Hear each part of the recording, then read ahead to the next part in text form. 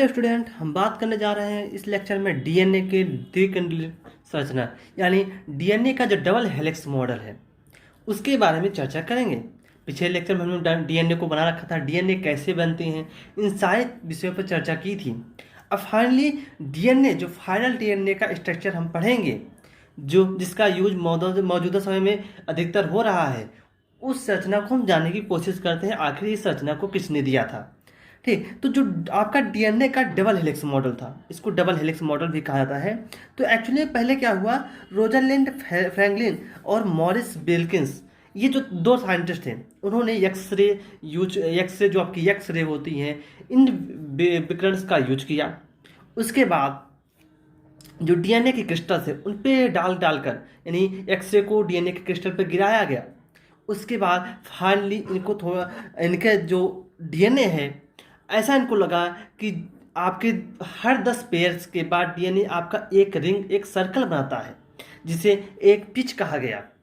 Pitch मतलब होता है किसी चीज़ को 360 डिग्री, मतलब 300, एक पिच होता है आपका, किसी को 360 डिग्री सेल्सियस आप घुमा दो, रोटेट कर दो, किसी चीज़ को 360 डिग्री अगर रोटेट करते तो वो आपका एक पिच कहलाता है। ठीक है, तो जब इन्होंने क्या किया 1951 में, और 19 जनरली इनका जो एक्सपेरिमेंट चला 1951 से 1953 तक। ठीक है, डीएनए के क्रिस्टल पे इन्होंने एक्सरे का डिफ्रैक्शन किया। ठीक है, एक्सरे को गिराया, जिससे इनको पता लगा डीएनए के द्विसूत्री कुंडलिनी स्ट्रक्चर का पता चला। इन्होंने ये बताया जो आपका डीएनए होता है, डीएनए के स्ट्रैंड्स होते हैं, उसमें समाचार यानी नाइट्रोजनस बेस, मैंने आपको बताया था 2 टाइप के नाइट्रोजनस बेस होते हैं, एक प्यूरिन होते हैं, एक पायरिमिडीन होते हैं। प्यूरिन में आपके एडेनिन ग्वानिन आता है, जबकि पायरिमिडीन में आपके साइटोसिन थाइमिन और यूरेसिल आते हैं। तो उन्होंने बताया कि जो आपके नाइट्रोजनस बेस होते हैं, जो आपके समाचार होते हैं, डीएनए के 2 स्ट्रैंड्स होते हैं। ठीक है, डीएनए के आपके 2 स्ट्रैंड हो, यानी एक पे अगर ये एक का नाइट्रोजनस बेस होगा एडेनिन, दूसरे का थाइमिन होगा, तो इस तरीके से ये आपस में लगे हुए होते हैं। लेकिन फिलहाल हालांकि मैंने आपको स्टैंड जो स्ट्रेट लाइन दिखाया था, वो स्टैंड आपका स्ट्रेट लाइन ना होकर वो राउंडेड होता है, घूमा हुआ स्ट्रक्चर होता है, कुंडलनी नुमा स्ट्रक्चर होता है। तो जो आपका डीएनए स्टैंड होता है उसमें जो समाचार यानी नाइट्रोजनस बेस है, वो डीएनए के एक दूसरे स्टैंड पर यानी अपोजिट स्टैंड पर उपस्थित होते हैं। उसके बाद कहते हैं कि जो आपके नाइट्रोजनस बेस होते हैं वो फिक्स अमाउंट पर किससे से जुड़ना है, कितने हाइड्रोजन बॉन्ड बनाना है, ये फिक्स रहता है। जैसे कि जो आपका एडेनिन होता है वो हमेशा थाइमिन से जुड़ेगा, वो हमेशा 2 हाइड्रोजन बॉन्ड बनाएगा। साइटोसिन आपका ग्वानिन से हमेशा जुड़ेगा, वो 3 आपका हाइड्रोजन बॉन्ड बनाएगा। मैंने इसको आपको साथ पहले ही बता रखा है कि एडेनिन जब भी जुड़ेगा थाइमिन से जुड़ेगा, उसमें 2 हाइड्रोजन बॉन्ड लगेंगे, 2 हाइड्रोजन बॉन्ड से जुड़ेंगे। साइटोसिन जबकि ग्वानिन से जुड़ेगा और 3 हाइड्रोजन बॉन्ड बनेंगे। आपको ये भी पता होगा हाइड्रोजन बॉन्ड बहुत ही स्ट्रॉन्गेस्ट बॉन्ड होता है। हाइड्रोजन बॉन्ड को तोड़ने के लिए बहुत ज़्यादा एनर्जी देनी पड़ेगी। यानी अगर आप तुलना करो इन दोनों में से ज़्यादा स्टेबल कौन है, तो हमको हमारा मानना है इसमें 3 हाइड्रोजन बॉन्ड है, इसको तोड़ने में एनर्जी ज़्यादा देनी पड़ेगी, यानी आपका साइटोसिन ग्वानिन ज़्यादा स्टेबल होगा। तो अगर आपसे कोई पूछे एडेनिन थाइमिन और साइटोसिन ग्वानिन में स्टेबल कौन है, तो आपका साइटोसिन ग्वानिन होगा, जिसमें 3 हाइड्रोजन बॉन्ड बनते हैं। कॉमन सेंस बात है, अगर आपको 3 लकड़ी दे दी जाए, 3 लकड़ी तोड़ने में आपको ज़्यादा एनर्जी लगानी पड़ेगी, जबकि उसकी तुलना में अगर 2 लकड़ियां दे दी जाए तो उसमें आपको तोड़ने में कम एनर्जी लगानी पड़ेगी। तो सेम कॉन्सेप्ट यहाँ भी है। उसके बाद इन्होंने ये भी बताया था कि जो आपके डीएनए होते हैं, प्रत्येक 10 जोड़ी, जो आपके 10 जोड़ी नाइट्रोजन बेस है, समाचार है, उनके बाद ये कुंडलनी या घुमाव या ऐंठन का फॉर्मेशन करती हैं। मैंने बताया ना, एक पिच पर यानी 360 डिग्री सेल्सियस ये घूम जाती हैं। कहने का मतलब ये है, जो आप एक्चुअल में डीएनए का स्ट्रक्चर देखते हो, मैं आपको डीएनए का स्ट्रक्चर भी आपके बुक से दिखा रहा हूँ। ये आपका रहा डीएनए का स्ट्रक्चर। अगर ये देखो, ये आपका डीएनए का स्ट्रक्चर, ये कैसे है, राउंडेड घुमा हुआ स्ट्रक्चर है। अगर यहाँ से यहाँ देखो, यहाँ से और यहाँ तक देखो, ये यहाँ से यहाँ तक 180 डिग्री घुमा होगा, यहाँ से यहाँ 180 डिग्री। अगर यहाँ से लेकर यहाँ से मिला दो, आपको ये गोला दिखाई देगा, एक राउंड यहाँ से यहाँ। अगर आप इस छोर से इस छोर को मिलाओ तो एक राउंड मिलेगा, एक गोला मिलेगा। वो गोला आपका कितना, आपको पता होगा कि जो गोला होता है कितना डिग्री का होता है, 360 डिग्री का। तो यहाँ से यहाँ तक एक गोला होता है और इनके बीच आपके 10 ही नाइट्रोजनस बेस होंगे। तो 1 2 3 4 5 6 7 8, यहाँ आपको 8 ही दिखाई दे रहे हैं। एक्चुअली में कितने हैं, एक आपका यहाँ से कनेक्ट होगा, एक आपका यहाँ से यहाँ, क्योंकि ये जो है एक दूसरे के ऊपर है, एक दूसरे के ऊपर होने की वजह से हमें नहीं दिख रहा है, लेकिन एक्चुअली में इनके बीच में 10 नाइट्रोजनस बेस होते हैं। ठीक है, हर 10वें नाइट्रोजनस बेस के बाद एक अलग राउंड एक गोला मिलता है। तो आपका डीएनए कुछ इस प्रकार से हेलिक्स मॉडल में दिखाई देता है। एक्चुअली जो डीएनए का ये हेलिकल मॉडल 3D स्ट्रक्चर जो दिया था, वो दिया था आपका वाटसन क्रिक ने। ठीक है, फ्रांसिस और क्रिक ने इस स्ट्रक्चर को दिया था। हालांकि जो मॉरिस विल्किंस थे और फ्रैंकलिन थे, इन्होंने इसका पता लगाया था, इसका मॉडल के बारे में, कि इतने आपके 10 नाइट्रोजनस बेस रेगुलर वे में घूमते हैं। उसके साथ साथ इन्होंने बताया कि जो आपके नाइट्रोजनस बेस होते हैं उनके बीच की डिस्टेंस, एक नाइट्रोजन से यहाँ के बीच की डिस्टेंस जो होती है आपकी 0.34 नैनोमीटर होता है। ठीक, अब कहते हैं कि जो वाटसन और क्रिक आए, उन्होंने इनका फ्रांसिस और विल्किंस का एक्सरे डिफ्रैक्शन पैटर्न देखा। उन्होंने बताया कि जो एडेनिन, थायमिन, साइटोसिन, ग्वानिन जुड़े होते हैं, एक नाइट्रोजनस बेस से दूसरे नाइट्रोजनस बेस के बीच की दूरी 0.34 नैनोमीटर होता है। ये सारी चीज़ें जब वाटसन क्रिक ने देखा, उसके बाद वाटसन क्रिक ने फाइनेट डीएनए का 3D स्ट्रक्चर बनाया था। ध्यान रखना, वाटसन क्रिक ने 1953 में 1953 में अपना एक मॉडल दिया था, जिसे डीएनए का 3 डायमेंशनल मॉडल कहते हैं। 3 डायमेंशन यानी त्रिविमीय संरचना कहते हैं डीएनए का। इसको उन्होंने दिया था। वो आप अपने बुक में देखोगे 3D स्ट्रक्चर दिखाया गया, उसके साथ वाटसन क्रिक और फ्रांसिस भी दिखाए गए हैं। ठीक है, तो इनका जो आया स्ट्रक्चर वो बेहद ही लुभावना था। यानी इनका स्ट्रक्चर साफ दिख रहा था डीएनए के स्ट्रक्चर नहीं, जो आगे चल के जितने भी डीएनए का स्ट्रक्चर यूज किया है वो इस वाटसन और क्रिक के मॉडल से ही बेस्ड है, क्योंकि इनका बेहद ही मतलब अब तक का जितने लोगों ने डीएनए का स्ट्रक्चर दिया वो सबसे मोस्ट रिस्पेक्ट वाली ज़्यादा मान्यता इन्हीं को मिला था। डीएनए की स्ट्रक्चर की अगर बात करें तो यहाँ से यहाँ तक अगर काउंट करोगे, ये यहाँ से यहाँ तक ये आपका एक पिच का फॉर्मेशन करेगा, यानी 360 डिग्री घूमेगा। यहाँ से इस कॉर्नर से अगर इसको मिलाओगे तो ये एक राउंड मिलेगा, एक गोला बनेगा 360 डिग्री का, जिसे एक पिच कहेंगे ये। ठीक है, उसके कहते हैं यहाँ से यहाँ तक जो डिस्टेंस होगी वो 3.4 नैनोमीटर, 3.4 नैनोमीटर, या हम इसे 34 एंगस्ट्रॉम भी कह सकते हैं। अब नैनोमीटर आपको पता है 10⁻⁹ होता है, जबकि एंगस्ट्रॉम आपका 10⁻10 होता है। तो नैनोमीटर को एंगस्ट्रॉम कैसे बदलेंगे ये तो आप लोगों ने फिजिक्स पढ़ा होगा। फिलहाल अगर आप थोड़ा प्रॉब्लम हो तो देख लीजिए, मैं दिखा दे रहा हूँ। अगर हम बात करें 3.4 नैनोमीटर, ठीक है, नैनोमीटर कितना होता है 10⁻3.4 इंटू 10⁻9 मीटर। मीटर में चेंज हो गया, ऊपर नीचे 10 का मल्टीप्लाई कर दो। ठीक है, ऊपर नीचे 10 का मल्टीप्लाई होने क्या हुआ, ये 10 आपका इसमें मल्टीप्लाई हो गया और ये 10 ऊपर जाएगा, तो 10 की पावर 1 कर सकते हैं कि कोई दिक्कत नहीं। तो ये ऊपर जाएगा क्या होगा 10⁻1 हो जाएगा, तो ये 34 हुआ। 10 की पावर -9 इधर 10⁻1 ये ऊपर जाकर हुआ, तो कितना हुआ 34 इंटू 10⁻10।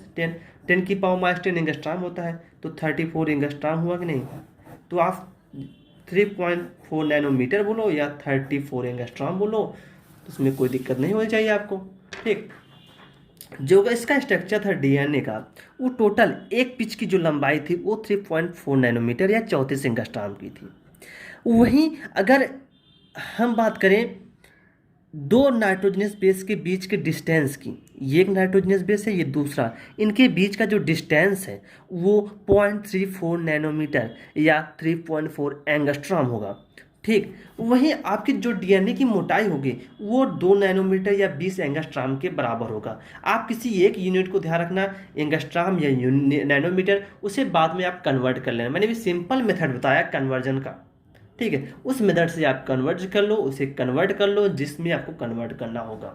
उसके बाद कहते हैं जो आपका 3 डायमेंशनल स्ट्रक्चर जो आपको वाटसन क्रिक और फ्रांसिस ने दिया, ये एक्चुअली में डीएनए का हेलिकल मॉडल था, घुमावदार मॉडल था। ये 3D त्रिविमीय संरचना दिया गया था।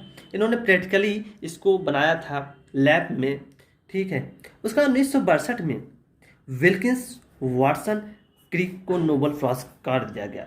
नोबेल पुरस्कार देने का मतलब क्या था? जो विल्किंस ने देखा आपने कैसे किस प्रकार से एक्स रे डिफ्रैक्शन से डीएनए का एक्चुअली ये जो आपका मतलब द्विगुणित मॉडल होता है उसको बताया था, द्विकुंडली मॉडल को।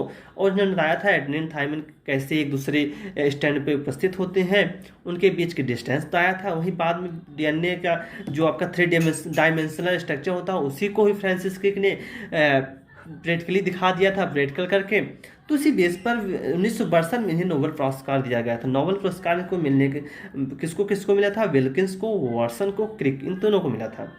वाटसन क्रिक ने पता लगाया जो आपके समाचार होते हैं वो हाइड्रोजन बंध से जुड़े होते हैं। यहाँ आपके देखो पिछले ध्यान रखना, जो आपके विल्किंस थे और फ्रैंकलिन जो एक्सरे डिफ्रैक्शन से उन्होंने बताया कि एडेनिन थायमिन जो आपके नाइट्रोजन बेस होते हैं वो एक दूसरे स्टैंड यानी अपोजिट स्टैंड में होते हैं, विपरीत स्टैंड पे प्रेजेंट होते हैं।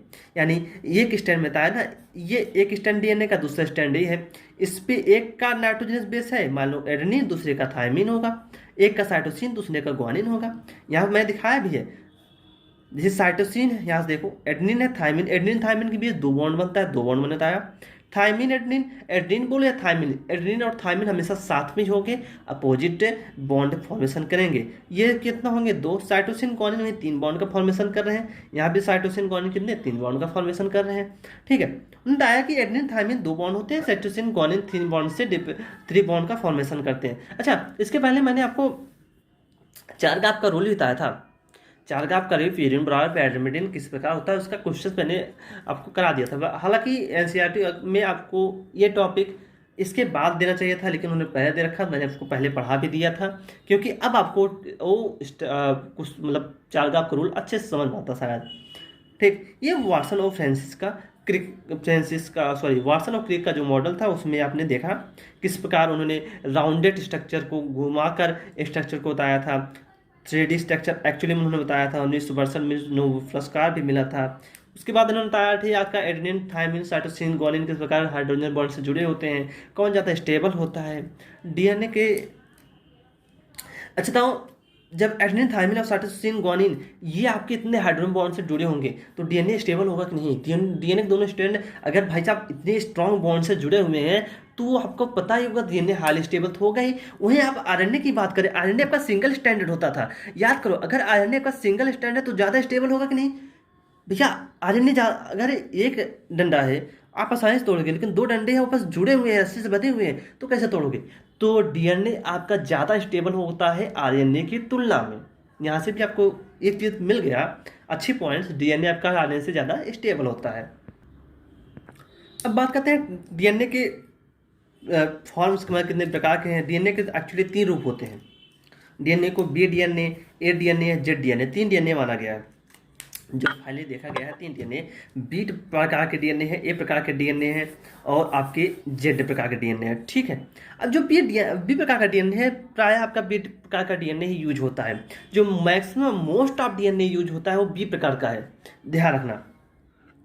यह सभी कोशिकाओं में पाया जाता है, यानी जितने भी आपकी सेल्स होंगी उन सभी में आपका बी प्रकार का डीएनए मैक्सिमम देखा मैंने बताया ना। आपका जो मैक्सिमम आपका मोस्टली देखा जाता है डीएनए वो बी प्रकार का डीएनए होता है। इनमें प्रत्येक समाचार की मोटाई 3.34 नैनोमीटर से 0.36 नैनोमीटर पाया जाता है। यानी जो प्रत्येक समाचार की मोटाई, यानी एक नाइट्रोजनस से दूसरे नाइट्रोजनस बेस के बीच जो डिस्टेंस होती है वो 0.34 नैनोमीटर या 0.36 नैनोमीटर भी हो सकता है। ठीक है, नैनोमीटर में है तो भाई आप इतना चलता है, 0.02 का डिफरेंस कोई मायने नहीं रखता। नैनोमीटर 10⁻⁹ तो ऑलरेडी है। प्रत्येक कुंडल में 10 के बजाय 10 10.5, यानी आपका जो नाइट्रोजन नया मतलब एक पिच में, यानी एक राउंड में, गोले में 360 डिग्री में घूमने में टोटल 10 नाइट्रोजनस बेस होते हैं। हालांकि 10 से 10.5 भी हो सकता है, लेकिन जो आपको डाटा याद रखना है वो 10 नाइट्रोजनस बेस होते हैं, 10 ही पूछेगा। ठीक है, 10 नाइट्रोजनस बेस होते हैं। अगर 10 आंसर नहीं है, 10.5 है तो 10.5 मार देना। नहीं, जनरली प्राय आपको 10 ही आंसर दिया जाएगा। वहीं 8 प्रकार का डीएनए है। एक प्रकार का डीएनए का है बी डीएनए के केंद्रक जल में। आपका जो बी प्रकार का डीएनए है, ठीक है, वो कहाँ प्रेजेंट होगा? केंद्रक में। अब कहा था केंद्रक जब आपका कम होने लगे तो वही डीएनए आपका ए डीएनए कहलाता है, और उस समय उसमें 11 न्यूक्लियोटाइड होंगे। ठीक है, 11 न्यूक्लियोटाइड की जोड़ियां पाई जाएंगी जो फाइनली, ठीक है, आपका ए डीएनए बनाएगा। ठीक है, अच्छा 11 न्यूक्लियोटाइड, 11 जोड़ी न्यूक्लियोटाइड। अब क्या वही है नाइट्रोजनस बेस, एक नाइट्रोजनस बेस एक स्टैंड पर होगा, दूसरे स्टैंड पे दूसरा नाइट्रोजन बेस, वही एक न्यूक्लियोटाइड दो न्यूक्लियोटाइड पर जुड़ जाएंगे तो एक जोड़ी न्यूक्लियोटाइड कहेंगे। यहाँ पर जो आपका 10 जोड़ी होता था यहाँ 11 जोड़ी हो गया। और जेड प्रकार का डीएनए कह रहा है कि ये 12 प्रकार के न्यूक्लियोटाइड, 12 न्यूक्लियोटाइड की जोड़ियाँ आपस में होती हैं, यहाँ पर 10, यहाँ पर 11, यहाँ पर 12 जेड में। ठीक है, बी डीएनए का ऐसा खंड, बी कह है जेड डीएनए कैसे बना, अब ये कैसे जानते हैं, तो बी डीएनए का कुछ ऐसा खंड लो जिसमें सी जी यानी साइटोसिन गोनिन की आवृत्ति बार बार हो, यानी बार बार साइटोसिन गोनिन आए, वो हिस्सा आपका जेड डीएनए कहलाएगा। इसके साथ साथ वो एंटी क्लॉकवाइज यानी वामावर्त, यानी घड़ी की जो डायरेक्शन होती है क्लॉकवाइज में घूमती है, 12 से 1, 1 से 2, 2 से 3 बढ़ती है। अगर 1 से 12, 12 से 11, 11 से 10 ऐसे क्लॉक में घुमाओ, दैट इज एंटी क्लॉकवाइज। ठीक है, वामावर्त। तो दिशा में कुंडली यानी आपका बाएं तरफ जो का आपका डीएनए होता है वो राइट हैंडेड होता है। ठीक है, राइट हैंडेड क्लॉकवाइज मुड़ा हुआ होता है। अगर वो क्लॉकवाइज में मुड़ के एंटी क्लॉकवाइज हेलिक्स यानी एठन या आपका एठन घूमे यानी एंटी क्लॉकवाइज या वामावर्त में घूम जाए तो यही आपका आप डीएनए होता है। ये टेढ़ी मेढ़ी कुंडली, ये जो आपकी डीएनए की कुंडली होती है प्रायः टेढ़ी मेढ़ी भी होंगी। तो एक्चुअली अब डीएनए के फॉर्म कितने हैं, 3। हमको पढ़ना क्या है, मेनली हमारे लिए इंपॉर्टेंट क्या है, बे डीएनए आपको टोटल 10 न्यूक्लियोटाइड, 10.5 भी हो सकते हैं, और वहीं ए डीएनए में 11, बी डीएनए में 12 न्यूक्लियोटाइड के समाचार होते हैं, यानी आपके नाइट्रोजनस बेस होंगे। बी डीएनए आपके सभी जंतुओं में पाए जाएंगे। वहीं बी डीएनए में अगर उसके केंद्र में जल की कमी हो जाएगी तो ए डीएनए कहलाएगा। वहीं बी डीएनए की कुछ अगर साइटोसिन की ये आपका नाइट्रोजन बेस बार बार आ रहा है तो वो आपका जेड डीएनए कहलाएगा। वहीं इसका ये क्लॉकवाइज में घूर के एंटी क्लॉकवाइज में यानी वामावर्त में घुमा हुआ डीएनए का स्ट्रक्चर्स होता है। अच्छा, आगे बात करते हैं पैकेजिंग ऑफ डीएनए की, डीएनए कुंडली की पैकेजिंग। भैया डीएनए आपका 2.2 मीटर ह्यूमस में होता है। इतना भैया ये सोचो यार, 2 मीटर का डीएनए होता है, और वहीं ह्यूमन की जो सेल्स होती पता है वो 0.04 टू 0.01 मिलीमीटर की होती है। डीएनए 2 मीटर का, डीएनए की जो लंबाई है 2 मीटर की, वही सेल की जो आपकी लंबाई है भैया, सेल का जो व्यास होता है डायमीटर होता है वो 0.004 टू 0.001 मिलीमीटर होता है। मीटर बराबर 1000 मिलीमीटर। ठीक, वहीं 1 मिलीमीटर की बात करें तो 10⁻³ मीटर, उल्टा हो गया था, 1 मीटर इसको तो 10⁻³ मिलीमीटर। तो भैया इतना बड़े डीएनए को इतने कम सेल्स में रखना है, उसके लिए डीएनए को आप वैसे तो रख नहीं सकते, उसके लिए टर्म यूज किया गया पैकेजिंग, यानी डीएनए को पैक किया जाए, डीएनए को ऐसा बनाया जाए कि वो इतने छोटे सेल्स में रह जाए। और सेल्स में नहीं होता, सेल के न्यूक्लियस में होता है। सोचो, सेल इतना छोटा है, उसका न्यूक्लियस उससे भी छोटा है, उसमें डीएनए को आपको रखना है। वही पहली बात करते हैं सीरियोकुलाई, ये बैक्टीरिया है, जीवाणु है, जिसमें अब मैंने बताया था जीवाणु आपके केंद्रक नहीं होते, केंद्रक की वजह वहाँ न्यूक्लियाइड्स होते हैं जिसमें डीएनए होते हैं। अरे न्यूक्लियाइड को ही डीएनए कहते हैं भैया, ऐसे बोलो यार। न्यूक्लियाइड में जो डीएनए प्रेजेंट होता है वो 1.7 मिलीमीटर लॉन्ग होता है, 1.7 मिलीमीटर लॉन्ग। वही जो आपकी जीवाणु की कोशिका होती है 0.002 मिलीमीटर इन डायामीटर। जीवाणु जो आपकी होती है उसकी कोशिका डीएनए तो उसका 1.7 मीटर लॉन्ग, जबकि जीवाणु कोशिका की जो लंबाई होती है, डायमीटर ना बोलो, लंबाई बोलो, लंबाई वो आपकी 0.002 मिलीमीटर होता है। 0.002 मिलीमीटर को आपको 1.7 मिलीमीटर लॉन्ग डीएनए को रखना है। ये बड़ा है कि ये बड़ा है, ये 1.7 है, ये भले ही मिलीमीटर में यूनिट अच्छी बात है, यूनिट सेम है, तो 1.7 बड़ा है कि 0.002 पूरा है 1.7, यानी डीएनए की लंबाई सेल की लंबाई से ज़्यादा है। सेल की कम लंबाई में डीएनए की ज़्यादा लंबाई को रखना है। वहीं ह्यूमन की बात करें 23 पेयर क्रोमोसोम्स होते हैं।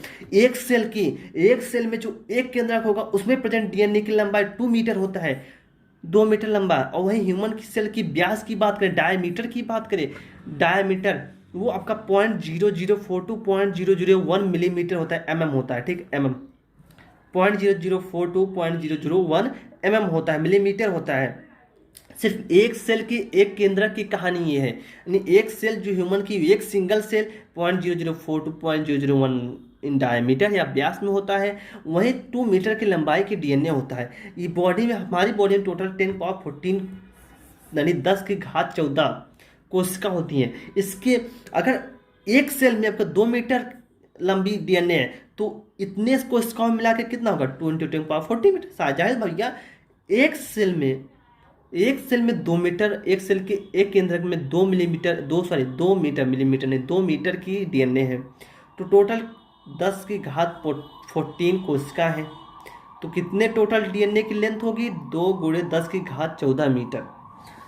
अब ये तो पूरी बॉडी की कहानी थी। अगर एक सेल की बात करो, एक सेल की जो डीएनए होती है, एक सेल में जो केंद्रक है उसमें जो डीएनए होता है वो आपका 2 मीटर है, जबकि सेल का व्यास 0.04 टू 0.01 मिलीमीटर, यानी सेल के डीएनए से बहुत छोटा है सेल। अब सेल के भैया केंद्रक में डीएनए को रखा है तो उसको पैक करना पड़ेगा। पैकेजिंग के लिए हम यहाँ पर डिफरेंट चीज़ों का यूज करते हैं। वही लेंथ, आप अगर किसी लेंथ डीएनए की लेंथ आपकी जाननी हो तो number of base pair into distance between base pair, number of total base pair आपके कितने हैं एक सेल्स में। ह्यूमंस की बात करें भैया, ह्यूमंस में जो नंबर ऑफ बेस पेयर होते हैं आपने काउंट किया होगा 6.6 इंटू 10⁻⁹ ठीक है, ये बेस पेयर आपका ह्यूमन में था, डिप्लॉयड सेल का, 2n सेल का। वही डीएनए की जो डिस्टेंस बिटवीन बेस होता है 0.034 नैनोमीटर। अगर आप मल्टीप्लाई करोगे ये आपका 1.8 मीटर के अप्रॉक्स आएगा, तो अप्रॉक्स वही आपका 2 मीटर आपका होगा। इतना बड़ा डीएनए आपका ह्यूमन का होगा। आगे बढ़ते हैं, फिर पैकेजिंग कैसे होती है, हमें जो मेन पॉइंट बनना है। देखो ये अपनी बॉडी में एक चीज़ ध्यान रखना, हिस्टोन प्रोटीन, ये भैया बहुत इंपॉर्टेंट है। हिस्टोन प्रोटीन ध्यान रखना, हिस्टोन प्रोटीन टोटल आपके 5 हैं, टोटल 5 हैं। ये जो आपकी मतलब डीएनए टोटल पैक करना, उसमें 2 चीज़ें होती हैं, एक हिस्टोन प्रोटीन, एक नॉन हिस्टोन प्रोटीन। जो हिस्टोन प्रोटीन होते हैं आपके 90% हिस्सा आपका हिस्टोन प्रोटीन होता है। ये आपके 5 प्रकार के हैं, H2A, H3B, H2A, H2B, H3, H4 और H1। लेकिन जो आपका H2A, H2B, H3, H4 ये आपके 2 होते हैं, तो टोटल 8 हिस्टोन प्रोटीन हुए। इसे ही हिस्टोन ऑक्टामर भी कहते हैं, हिस्टोन ऑक्टामर, ध्यान रखना हिस्टोन ऑक्टामर। देखो जब क्वेश्चन पूछेगा टोटल आपके हिस्टोन ऑक्टामर कितने हैं, तो आपको ये 4 बताने होंगे, 5 नहीं केवल 4। ये H1 प्रोटीन जो होता है एक सिंगल होता है, ये भी आपका मदद करता है ये डीएनए को बाइंड करने में, बांधने में। होता क्या है, देखो हिस्टोन प्रोटीन आपका बेसिक नेचर है, यानी आपका हिस्टोन प्रोटीन बेसिक नेचर है, क्षारीय प्रकृति का होता है। अच्छा, क्षार जो होता है उसमें क्या पतन होता है, NH2 group, NH2 group present होता है, ये तो पता है, ठीक है। अब जब NH2 ग्रुप प्रेजेंट होता है, NH2 क्या करता है, एक H हाइड्रोजन लेकर तुरंत बनाता है क्या, NH3+। अगर NH2 है तो ध्यान रखना, NH2 जो बेस होता है वो तुरंत अगर उसको कहीं से हाइड्रोजन दिख गया तुरंत उसे खींच लेता है अपने पास, तो बनाता है NH3+। तो उस पर चार्ज कैसे आया, पॉजिटिव, यानी जो आपका हिस्टोन प्रोटीन होगा वो धनावेशित होगा। ध्यान रखना, ये आपको इंपॉर्टेंट आपके लिए है कि जो हिस्टोन प्रोटीन है वो बेसिक नेचर है।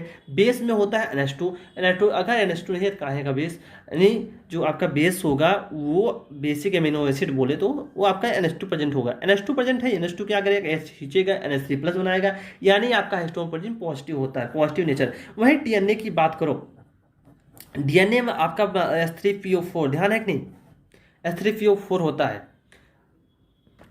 अब ये H3PO4 आपने देखा था स्ट्रक्चर में फास्फोरस OH बॉन्ड रहता है, तो OH पता है, OH हमेशा निगेटिव होता है।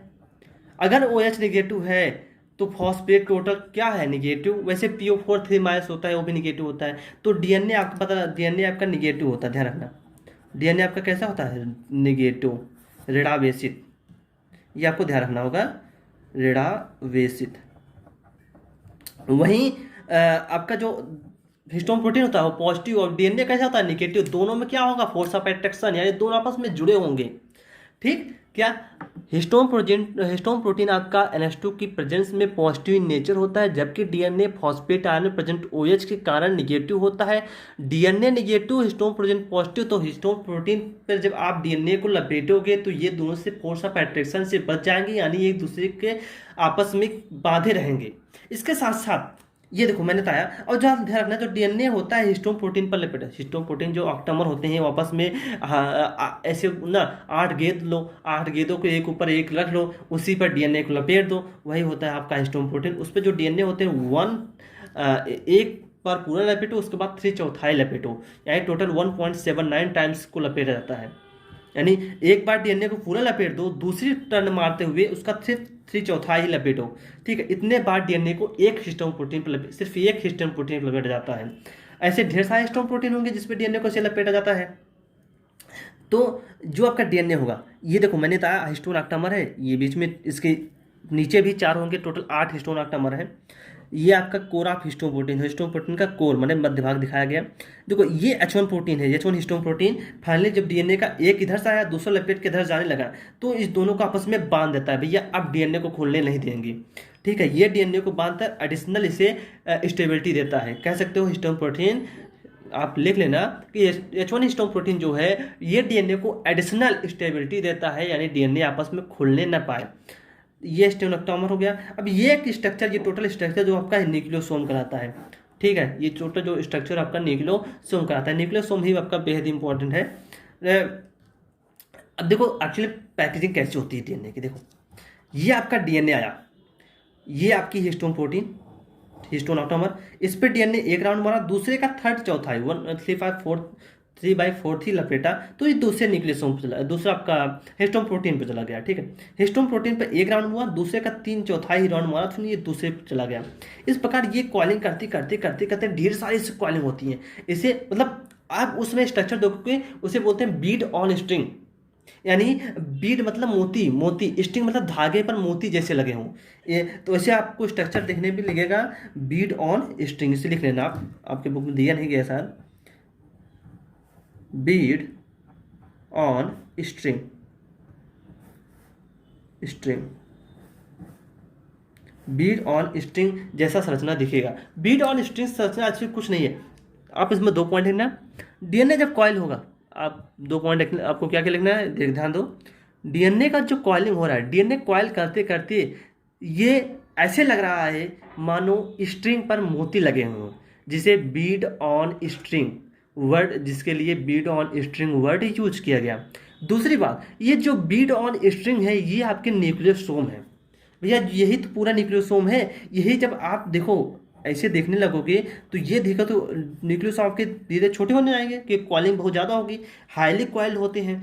तो फाइनली देखो ये आपका सोलेनॉइड स्ट्रक्चर दिखा कॉइल करते हुए, और कॉइल किया हमने सुपर सोलेनॉइड बना, और कॉइल किया हमको क्रोमेटिन फाइबर मिले, फाइनली हमने कॉइल करते करते इसको क्रोमोसोम बना रखा, गुणसूत्र बना लिया। ये कॉइलिंग करने का तरीका, मतलब आप कॉइल करते जाइए, मोड़ते जाइए उसे, कॉइल करते जाइए तो सोलेनॉइड बना, फिर सुपर सोलेनॉइड, फिर क्रोमेटिन फाइबर, फाइनली आपका क्रोमोसोम यानी गुणसूत्र बना, जो आपकी न्यूक्लियोसोम यानी केंद्र में प्रेजेंट होता है। तो ये डीएनए का पूरा पैकेजिंग था, डीएनए को कैसे पैक कर कर 2 मीटर के डीएनए को लपेट करके इसे हम छोटे से केंद्रक में रखते हैं, ये तो उसका तरीका था। तो इसमें क्या था, हमने क्या किया, हमने भैया हिस्टोन ऑक्टामर लिया। ये आपके 4 प्रकार के मेनली होते हैं, 5 प्रकार के होते हैं, लेकिन 4 आपके 2 होते हैं, H2O, H2B, H3, H4। ये इस पर डबल डबल होते हैं, जिसपे डीएनए को हमने लपेटा, एक बार पूरा हिस्सा, दूसरी बार 3/4 हिस्सा लपेटा। ऐसे लपेटे के बाद हमने उसके फिर एडिशनल स्ट्रक्चर के लिए H1 प्रोटीन से बांध दिया, भाई अब तुम खोलने नहीं पाओगे, डीएनए को खोलने नहीं देगा। उसके साथ साथ डीएनए आपका नेगेटिव चार्ज होता है, आपकी जब हिस्टोन प्रोटीन पॉजिटिव चार्ज होते हैं, दोनों को फोर्स ऑफ अट्रैक्शन से बांधे रहते हैं, दोनों को वैसे भी खुलने नहीं देते हैं। अब डीएनए को लगातार लपेटे जा रहे हैं, तो ऐसा लग रहा है कि एक स्ट्रिंग पर मोती लगे हुए हैं, स्ट्रिंग पर मोती लगे हुए, यही आपकी बीड ऑन स्ट्रिंग कहलाएगी। यानी इस समय ये बीड ऑफ स्ट्रिंग जो बना हुआ वो न्यूक्लियोसोम की वजह से बना है। और जब डीएनए को हम हाईली कॉइल्ड कर देंगे तो वो सोलेनॉइड बनाएगा, फिर फाइनली सुपर सोलेनॉइड, यानी हाईली कॉइल्ड जब उसे हम और कॉइल करते जाएंगे सोलेनॉइड सुपर सोलेनॉइड बन जाएगा। उसके बाद और कॉइल करेंगे, ये क्रोमैटिन फाइबर बनाएगा। उसके बाद फाइनली आपका क्रोमोसोम का फॉर्मेशन करेगा। अब यही क्रोमोसोम आपके डीएनए के केंद्र में प्रेजेंट होता है। ये क्रोमोसोम आपका पता है, जब क्रोमोसोम का स्ट्रक्चर आपको सही तब दिखाई देगा जब ये फाइनली आपका सेल डिवीजन हो रहा है। अगर आपको एक्चुअली सेल डिवीजन देखना है तो आप एक्चुअली क्रोमोसोम गुणसूत्र को देखना है, आपको सेल डिवीजन देखना होगा। सेल डिवीजन में आप माइटोसिस पढ़ते हो, उसमें मेटाफेज सेकंड जो स्टेज मेटाफेज जो स्टेज आती है उसमें आपको क्रोमोसोम अच्छे से दिखाई देते हैं। कभी भी जब क्रोमोसोम की स्टडी करनी हो तो माइटोसिस जब हो रही हो तो उसके मेटाफेज स्टेज में हम क्रोमोसोम की स्टडी करते हैं। ये आप सेल डिवीजन चैप्टर क्लास 11 से पढ़ के आ रहे हैं। हालांकि क्लास 11 का ये चैप्टर मैंने भी आपको पढ़ाया था, ताकि आपको आगे मैं जब भी सेल डिवीजन की बातें करूं आपको उसमें कोई दिक्कत ना हो। ये आपका था डीएनए की पैकेजिंग। फाइनली डीएनए की पैकेजिंग करके इसे इतने स्मॉल स्ट्रक्चर में हम कैसे इसे रखते हैं। अब देखते हैं जो आपका न्यूक्लियोसोम होता है। आपने देखा न्यूक्लियोसोम का स्ट्रक्चर। न्यूक्लियोसोम में आपके 200 बेस पेयर यानी क्षार युग्म होते हैं। बेस पेयर किसे कहते हैं मैंने आपको बता रखा है, बेस पेयर किसे कहते हैं। वह 400 नाइट्रोजन बेस से ऐसे कह सकते हैं, यानी डीएनए के एक स्ट्रैंड पर एक नाइट्रोजन बेस, एक स्ट्रैंड का दूसरे नाइट्रोजन बेस का दूसरा नाइट्रोजन बेस, ये दोनों आपस में जब कंबाइन होते हैं उसे बोलते हैं बेस पेयर। यानी ऐसा समझो, ये डीएनए, ये कैडनिन, एक थाइमिन, ये दोनों मिलकर एक बेस पेयर कहलाएंगे। किसी सिंगल को कहेंगे तो नाइट्रोजनस बेस। भैया नाइट्रोजनस बेस क्या है? Adenine, guanine, cytosine, thymine, uracil, ये सबके आपके नाइट्रोजनस बेस है। ये नाइट्रोजनस बेस जब आपस में जुड़ेंगे दैट इज बेस पेयर।